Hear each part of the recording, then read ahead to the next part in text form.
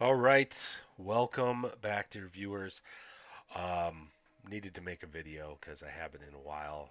My Lamentations game got canceled. We're going into summer. People are going on vacations, so I've been doing some solo dark, which I'll talk about in just a second here, and playing some Shadow Dark with my son, which I will be talking about in here. And I wanted to talk about no prep as a game style and how ShadowDark really helps you facilitate this. Before we get into that, though, if you're new to my channel, this is kind of what I do. I play games, I record myself playing those games, and then I talk about them.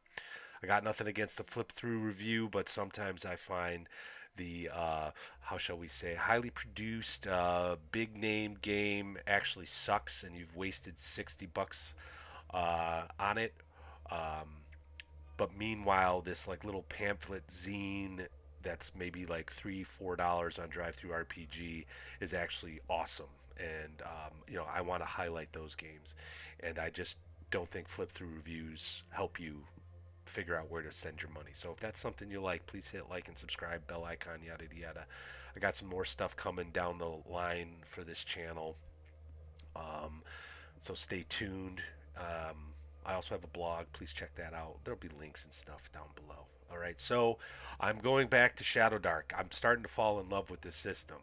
I've been playing uh, Keep on the Borderlands using Shadow Dark with some youngins to teach them and introduce them to old school style play. And I've been documenting that with some play reports in my blog. Um, and this just system is like really good. I just think the system is really good, and I wanted to talk about the concept of no prep for Shadow and how Shadow Dark actually facilitates it. So, and why I decided to make this video is because there's some videos out there, very popular people, unlike me, that are talking about how awesome the random tables in Shadow Dark are for how they can prep for a session with it and create dungeons and create hex maps and how wonderful these tables are. Um, and they've made it a point to say that uh, Shadow Dark has turned prep into play. And that's an interesting point. That is 100% not wrong. And it actually, I think, subtly says something about other systems and other games out there that have kind of fallen away from that, where prep almost becomes a chore. And at that point, maybe you should be playing a different game or something. Um, but you certainly can have a blast prepping a dungeon using the tools contained in Shadow Dark's random tables to have um, just a fun time prepping for your next game session. Uh, and I'm not going to argue against that. What I do think the YouTubers who are way more popular than I have missed is something subtle about these rules. They offer you the ability to run a game session without prepping at all, like not having anything, like a clean slate, a tabula rasa, and you will have an awesome time doing this like pure no prep style play. So what do I mean by all this? Well, it's basically what I just said. You're walking into a game session without doing a thing. You're just letting the dice fall where they may. And this, in my opinion, can only be done with the following. Number one, you as the GM need to have a command of the lore that's influencing the world, if you're using a pre-existing one or not, and a good set of random tables to generate everything at a moment's notice. And if you got this, you can do it. So I'm going to start with step one because this one's a little bit more involved, and I don't want to. Uh, I don't know what's the word I'm looking for. I don't want to put the thumb on interpretation, right? I don't want to put my thumb on the scales. I mean, you're going to decide, what's best for your table, but I do think having command of the lore is critical for interpreting dice rolls. And it doesn't matter what, whether it's an encounter, random encounter in a dungeon or in the forest. You're developing a settlement on the fly, developing a dungeon on the fly. The lore that's been simmering in the back of your mind is what you're going to pull from once you start interpreting the dice, and this will help create something consistent with your game world. Because I think at first blush, people are like, "Oh, we're going to let everything be random. Isn't that going to create some weird Gonzo thing?" And that's totally not what I'm into. Not necessarily, because you still have to interpret these dice rolls, and uh, having a command of whatever it is, whatever setting, or even if it's just something implied by the rules themselves, having a command of that is going to help you interpret the dice rolls. Now, a lot of this comes from, and I want to be, there's a guy named Dunder Moose who's got a YouTube channel, and he's this Bro SR guy, very into Advanced Dungeons and Dragons First Edition, and he talks a little bit about this as well. But Gary Gygax, Dave Arneson had like this, what's been called the Appendix N. These books, these pulp authors from back in the day that they read and absorbed and influenced the creation of the game. And the Appendix N is in the back of, I believe it's the Dungeon Master's Guide First Edition, right? And it's just a list of all the books and authors that um, Gary was reading. And I'm a big fan of Tolkien, Poul Anderson, Lovecraft, and Robert Howard, of course. There's others. I've been reading some. I think his name is Saberhagen. He's all right. But a careful reading of those original rules kind of imply this setting that it was derived from all these books. So if you're playing Advanced Dungeons and Dragons First Edition and you're doing no prep, there's all these tables in the back of those books, and if you've been reading those authors, you have in the back of your mind exactly what um, was intended with these random tables. But because I'm not a guy who only going to talk about one system, and I believe GMing kind of surpasses just one game system. I'm gonna tell you right now, you don't necessarily need to read the Appendix N to do this. What you need is to know your Appendix N. When you're the game master and you're sitting down at a table and you're going to start running a game, what is it that puts a fire under you? What gets you excited about the hobby? Are you a big anime got person? I don't know. I don't watch a lot of that stuff, but are you more like contemporary authors get you excited? I'm a dark fantasy guy. Like, I'm just an old curmudgeon who's probably been black billed too much. So I see the world as like in decay and decline. So if you're sitting at my table, a lot of what I'm interpreting is going to have like very politically infused encounters and things going on to me that are interesting, but it makes the game kind of dark, right? And I think that for me, that level of realism makes things more fun and what's the word I'm looking for? Encourages players to be heroic because they are the light in the dark. That's kind of how I see it, right? So, but that's me. That's my Appendix N is politics and Tolkien and horror. I'm a huge horror guy. So that's a weird jumble, right?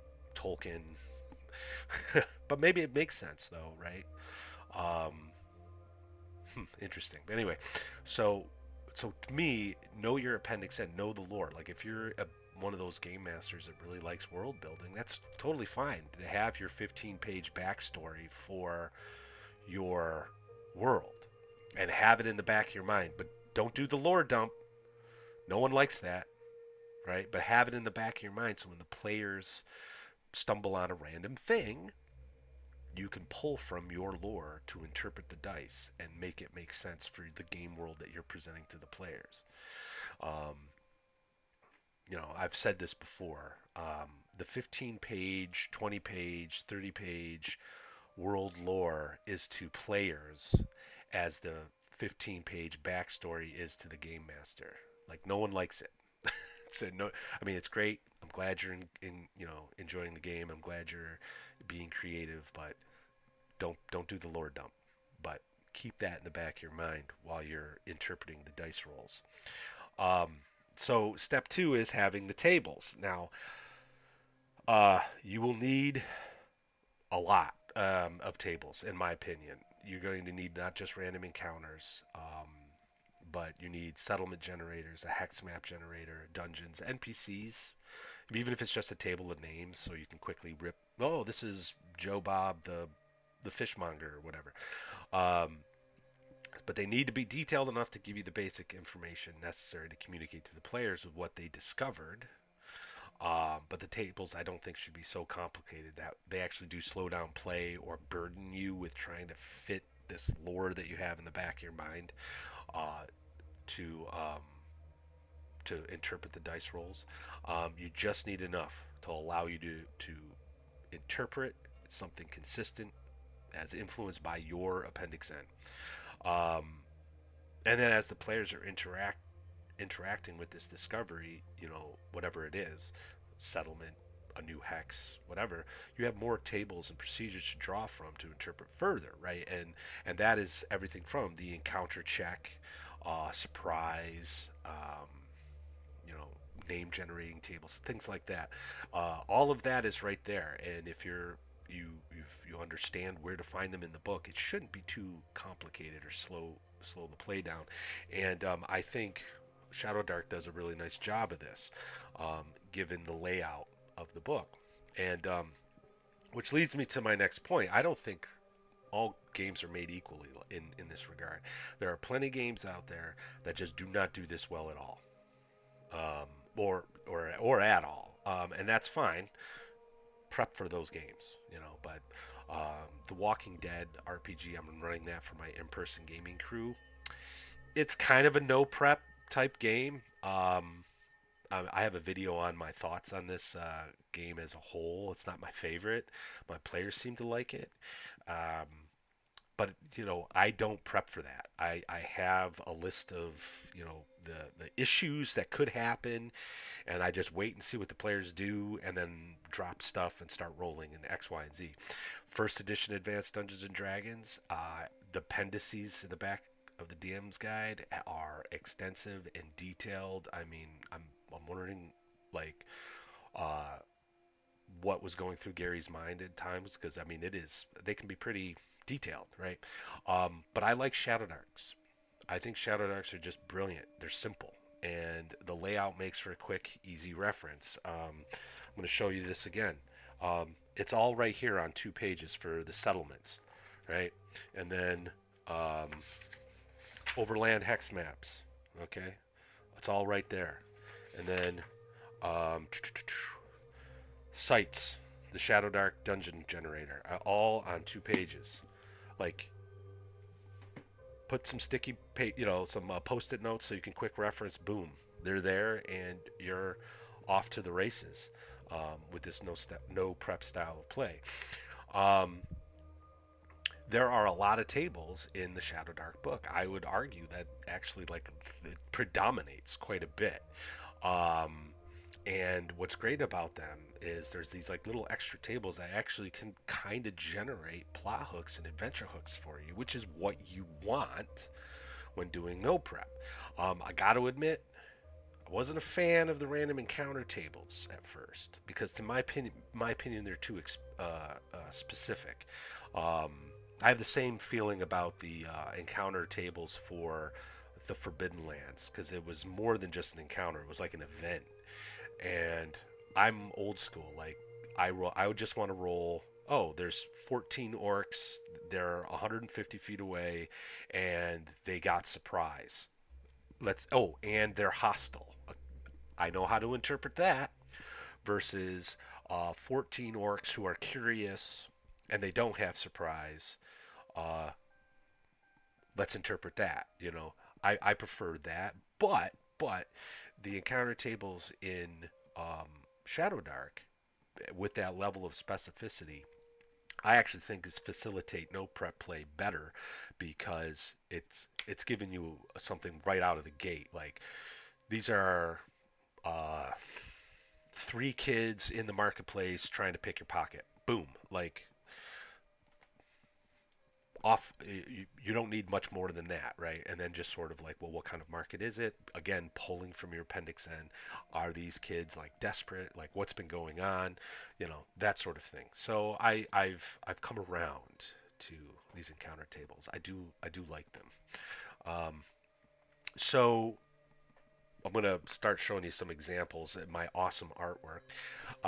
But my son loves this game. Like he's fallen in love with it. Like he's and I when we've been playing, and I've not prepped a single thing, not a single thing. He says, "Dad, can we play ShadowDark tonight?" Sure. Um, he's into Tolkien. He likes The Hobbit. Hates the movies, by the way. He's also into Minecraft. So he's like into exploring things and building things. So I kept that in mind. So that I'm using as sort of like my appendix end for the sake of this game. No dark fantasy for my boy. Okay. But he made a dwarf fighter, and he's kind of a fishmonger. He goes and he likes to fish. We've done some bushcrafting and stuff. He got into a fight with some thugs, and then sought his revenge, gained a servant, discovered a dungeon, and this all in the span of 3 short sessions of play, about 90 minutes apiece. Okay, so let's see. Let me show you Shackleston. This was randomly generated and involved with some dice drop and consulting some charts. We have a fortune teller that he hasn't actually engaged with, but he did meet a guy named Salish Wass, who is the owner and proprietor of the Stout Stocks, a rare and exotic goods store. And this guy's become friendly with my son's dwarf and advised him, hey, if you find any magic items, I'll buy them off you, right? And my son really wants to get better armor, so like that's one of the reasons why he wanted to become a fisherman, because he thought he could make some money that way, right? Um, so in his first adventure, he didn't get enough fish. He was rolling very poorly. He was getting kind of upset about it. So I started giving him more luck tokens just to kind of help assuage hurt feelings, or whatever. But didn't have enough money to stay anywhere, so he decides to go in the slums and sleep there. But he gets accosted by thugs. They bring him down to 0 hit points and steal all his stuff. He's a little upset about this, but then he rolled a natural 20 and got up with 1 hit point, marched back out into the wilderness to do some fishing and kind of start over. So session 2, and here's the random hexes that we've generated. It's all in a swamp. So Shackleston is this like swampy place, and I likened it similar to Lake Town from The Hobbit. And but it's in a swamp, and it's kind of low. There's not very much wealth here, so they're doing the best they can, right? So he's traveled around, and he discovered a black pudding, which is what that little black splotch is, and then an orc with an arrow in his back. Both times he was not interested. He was like, I'm not going to deal with this. I'm all by myself. I just need to do some fishing. And then he goes back to Shackleston, very smartly starts talking to people about where he can find the thugs because he wants his revenge. They point him in the right direction, based on some random rolls, and he goes and crushes these thugs, breaking down their hideout, and presses the last survivor into service. And so then he asked me, he's like, hey, can he become like another character? And I said, yeah, but I pulled from the gauntlet rules from ShadowDark, where you start off as 0th level. And I said, he's a 0th level character. If he survives an adventure, he'll become a 1st level character, whatever you want. You can make him a magic user, ranger, whatever you want. So 3rd session, I gotta go find a point of interest. I gotta find a dungeon. And that's when he gets a rumor and decides to go follow it to the swamp ruins. And this was all randomly generated too. Again, I'm all just sketching this out real quick for him. This is another dice drop type generation, and I just sort of like filled in the blanks. Now, ShadowDark does not use strict distances. It's just these range bands, so that gives you a lot of leeway while you're sort of setting this stuff up. But he went to the room that's got a 10 on it, and that corresponds with a boss fight that's there. And it was an eder cap with a bunch of spiders. He decides to attack it. His thug servant got aced within a few rounds, but he killed the eder cap, scared off the rest of the spiders, and escaped the dungeon with 1 hit point.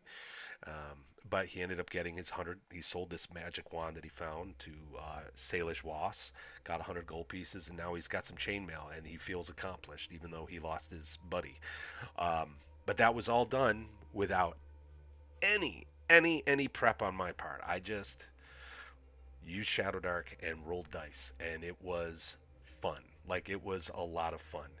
Um, and I encourage you to try it. So, um, I'm going to address some like counterpoints and other things I've seen on social media about this no prep style here. So I've heard some people argue no prep slows the flow of the game down. If you're new to doing this, I can sort of see where you're coming from, but does it matter? I think a lot of these conversations on social media, which you should probably avoid, are talking in like this idealized sort of like perfect setting and are not being realistic at all. This is where I sort of feel like my perspective is a little different. I'm a very much a realist. Like I'm talking from what's happening at the game table. I don't care about your perfect whatever. And what's probably happening 90% of the time is you and your friends are sitting around the table. If you're too young to drink alcohol, you're probably drinking soda, eating chips, right? Having some pizza. If you're older, you're probably having a few beers, right? And that's D&D.